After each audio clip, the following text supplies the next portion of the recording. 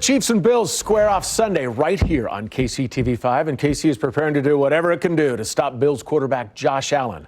Our Danny Welniak joins us now. And Danny, this is going to be quite the challenge for the Chiefs defense. Yeah, it certainly was the first time around and has been in the past. So last game in the wild card game, Bills quarterback Josh Allen actually threw for over 300 yards and 5 touchdowns, but he was also the second leading rusher, which means if the Chiefs defense is going to keep those Bills at bay, they're going to have to tackle and contain number 17.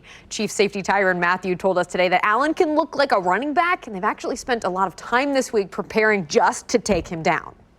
You know, anytime he's using his legs, it seems like, it's to his advantage. So, obviously it adds, extra pressure, on the guys that's covering, but it also adds pressure, on the guys that's rushing them just to stay in their lanes, not let him kind of break containment and get into open field. But I think anytime he, decides to tuck and run the ball, we just have to treat him like a running back, treat him like, one of these wide receivers where, all 11 guys, have to pursue and get to the ball. And, I think it's going to be one of those games where, we're going to have to tackle him and we're going to have to tackle him well.